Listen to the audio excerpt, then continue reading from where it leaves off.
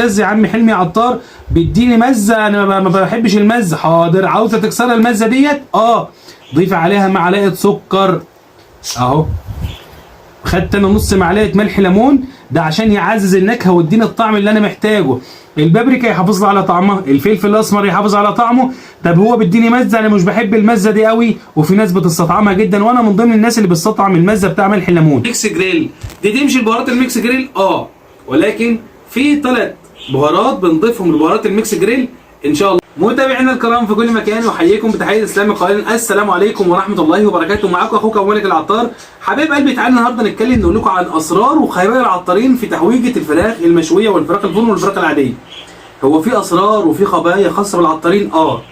هو في تريكات كده العطار بيتميز بيها، بيدي بهارات معينه للطباخ وبهارات معينه لست البيت. تعالوا اقول لكم النهارده على التركه وعلى الخلطه السر وعلى ازاي تعملي احلى تحويجه، احلى واجمل تحويجه عندك في البيت. هقول لك النهارده على اسرار والله ما حد يقول لك عليها الا العبد لله. بس قبل ما اقول لكم صلوا على النبي صلى الله عليه وسلم في الكومنتات، وبالله عليكم ما تنسوش تدعمونا بلايك بس، لايك بس دعم ان شاء الله عشان القناه تكبر بيكم ان شاء الله. ويلا بينا نتعرف على الاصناف اللي معانا الاول قبل ما اقول لكم اي حاجه. هنجيب النهارده ان شاء الله معانا حبهان سوبر، برضو الشغل ده الشغل موجود يا جماعه، كل ده شغل عطاره عندي. هنجيب فلفل اسمر برازيلي B1، هنجيب معانا قرنفل المسمار، هنجيب معانا كركم، هنجيب معانا جنزبيل، هنجيب معانا زر الورد، هنجيب معانا روزماري او اكليل جبل يا جماعه، ببعض الدول الخليج اسمه اكليل جبل. هنجيب معايا زعتر عرايشي. يعني تروح لاي عطار ما تجيبيش الزعتر العادي، قولوا انا عاوز زعتر عرايشي لان ده ريحته نفاذه شويه وجميل. هجيب معايا سكر والله هجيب سكر في التحويجه لاول مره، ودي من ضمن اسرار والخبايا ان شاء الله معانا. هجيب معايا ملح ليمون او ملح صيني، ولكن انا بفضل ملح ليمون لازمها هقول لكم عليها دلوقتي في الفيديو. هجيب معايا كركم، تمام، تاني برضه ده كركم حصى وده مطحون يا جماعه. هجيب معايا بابريكا، البابريكا تفضل تكون اسباني، والبابريكا تفضل ان هي تكون مدخنه. انضف حاجه ان انت تروح للعطار تقول له سمحت انا محتاجه بابريكا مدخنه. هجيب معايا فلفل اسمر مطحون برضو. هجيب معايا بقى الحاجه الجميله اللي هي خلطه السر واللي هتديني حاجه غير طبيعيه، والطعم ده يا جماعه دايما اسمها بهارات عطريه. جميع البهارات الهنديه، وحبايبنا اللي بيسالونا عن انواع البهارات الهنديه اغلبها بتكون منين؟ من الخردل. ايوه، هنجيب ان شاء الله في الخردل معانا النهارده. هنضيف الخردل للبهارات بجد. والله بجد. هو اصلا الخردل لو هنعمل منه مستردة او ان احنا هنعمل منه اي حاجه ثانيه بتضاف للبهارات، بتضاف للبهارات. يلا بينا نشوف التحويجه بتاعتنا ونعرف، ويلا بينا. ورجعنا لكم تاني متابعينا الكرام. تعالوا بقى اقول لكم على التريكه النهارده، واقول لكم ازاي نعرف ان احنا نعمل التحويجه بتاعتنا. ولكن قبل ما اقول لكم على التحويجه، في الفيديو الاخير اللي احنا ما شاء الله بشكركم جدا على الدعم اللي حصل فيه، ما شاء الله تخطينا ال 13 وداخلين على 14000 مشاهده، تمام، و1600 لايك واعجاب عليه. بشكركم جدا والله العظيم، انا ما هكبر الا بيكم. عشان كده خصصت القناه. لو انت جيت تبص على اليوتيوب كله مفيش محتوى او مفيش عطار بيخرج زينا بيتكلم بيقول لك على الاسرار وخبايا العطارين.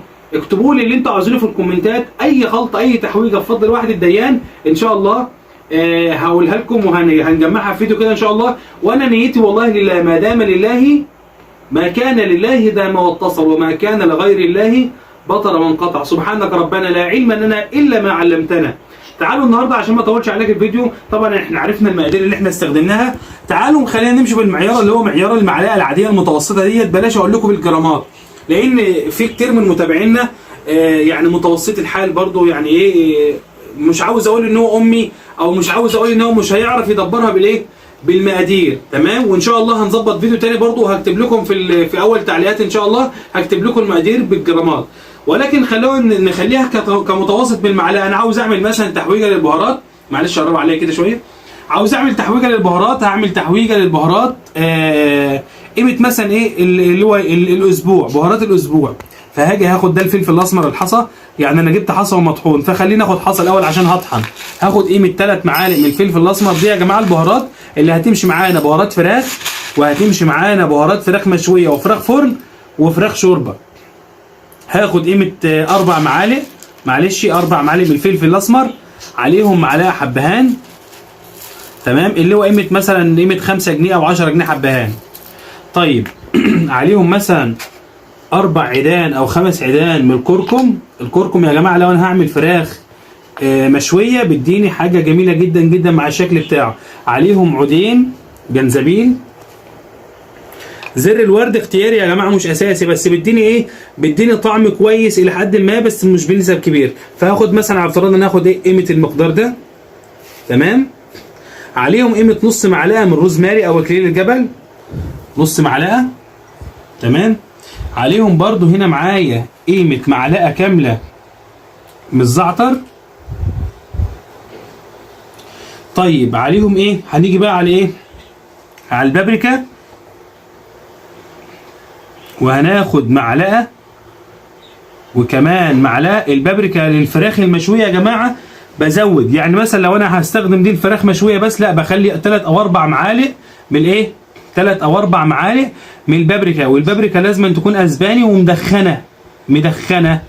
انضف انواع البابريكا يا جماعه واطعمها اللي هي البابريكا المدخنه.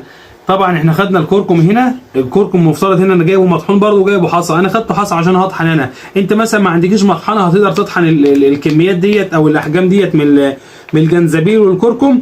شوف عطار يكون ثقه وتجيبوا منه ايه، وتجيبوا منه التوابل بتاعت حضرتك، بس ايه؟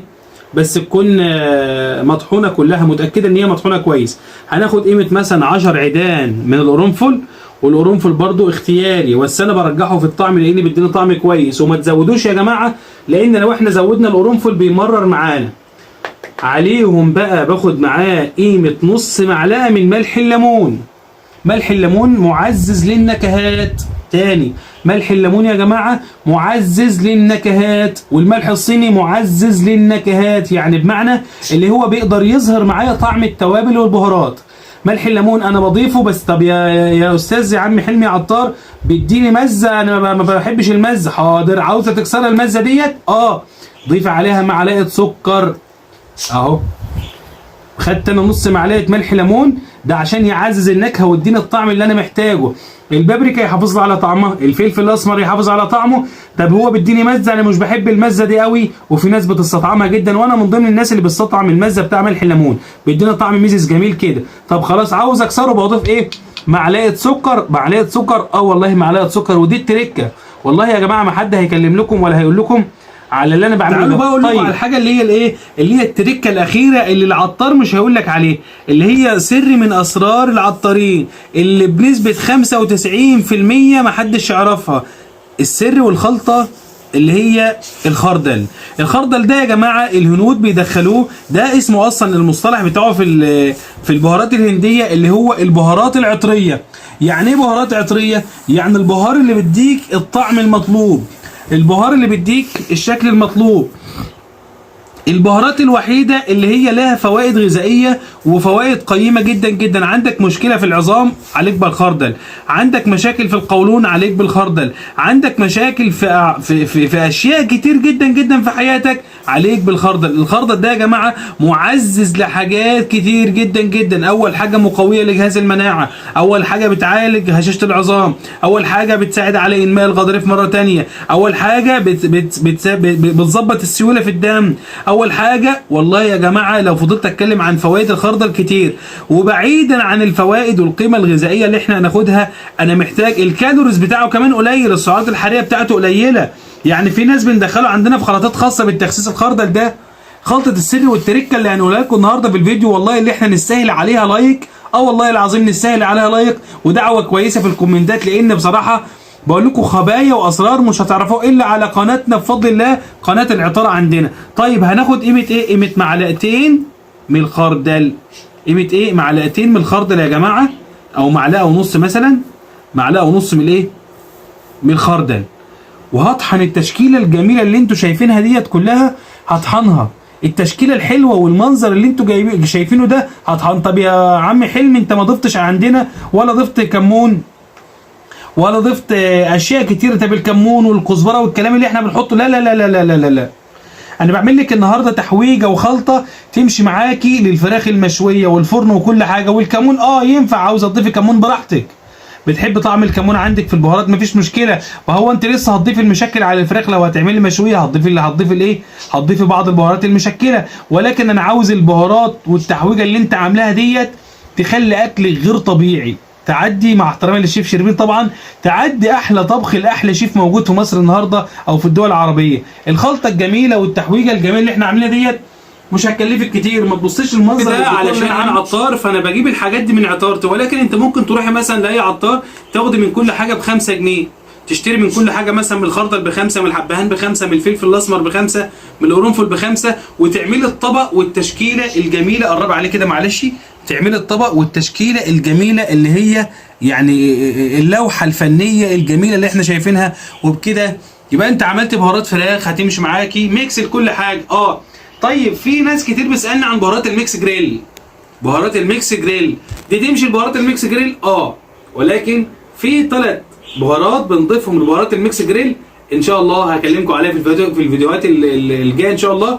بس لو انتم شايفين ان بالفعل الفيديو يستاهل لايك، بالله عليكم ما تبخلوا عليا باللايك، وان انتم تصلوا على سيدنا النبي صلى الله عليه وسلم في الكومنتات. وبكده يبقى نهايه الحلقه بتاعتنا النهارده، وتحياتي ليكم ملك العطار، والسلام عليكم ورحمه الله وبركاته.